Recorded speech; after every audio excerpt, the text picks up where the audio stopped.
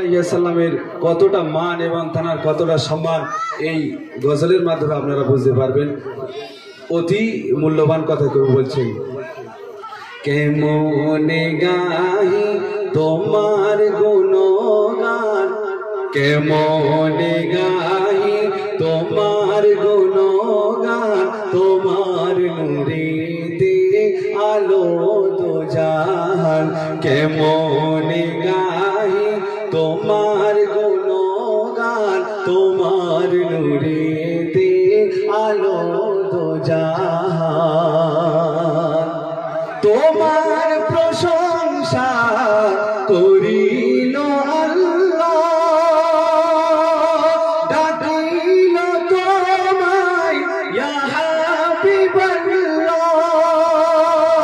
ডাকিল তোমায় ইয়া হাবিবাল্লাহ, তোমার গুণগান গায়ে যিনি ইনসান, তোমার গুণগান গায়ে যিনি ইনসান, আরশ পাকের তুমি মেহমান, তোমার গুণগান গায়ে যিনি ইনসান, আরশ পাকের তুমি মেহমান, কেমনে গাহি তোমার গুণগান, তোমার নূরেতে আলো দো জাহান।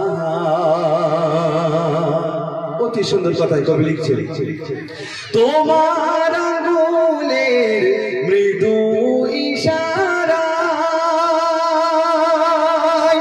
আকাশের ওই চাঁদ দ্বিখণ্ডিত হয়, আকাশের ওই চাঁদ দ্বিখণ্ডিত হয়, কাঁকর পাথর করিল এলান, কাঁকর পাথর করিল এলান, তুমি তো সেরা নবী দো জাহান, কাঁকর পাথর করিল এলান, তুমি তো সেরা নবী দো জাহান, কেমনে গাহি তোমার গুণগান, তোমার নূরেতে আলো দো জাহান। শেষ কথা, তোমার রূপের গুণে ও মালে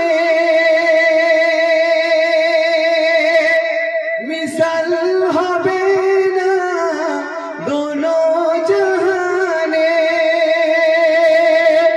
মিসাল হবে না দোনো জাহানে, তোমার ব্যবহার ছিল যে মহান, তোমার ব্যবহার ছিল যে মহান, কাফির মুশরিক আনিত ঈমান, তোমার ব্যবহার ছিল যে মহান, কাফির মুশরিক আনিত ঈমান, কেমনে গাহি তোমার গুণগান, তোমার নূরেতে আলো দো জাহান, তোমার নূরেতে আলো দো জাহান।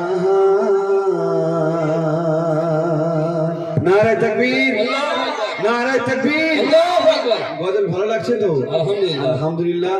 এরকম সুন্দর সুন্দর হাম নাত এবং বিভিন্ন ঘটনামূলক গজল এবং আমাদের প্রধান শিল্পী মুস্তাকিম সাহেব তো আছেন।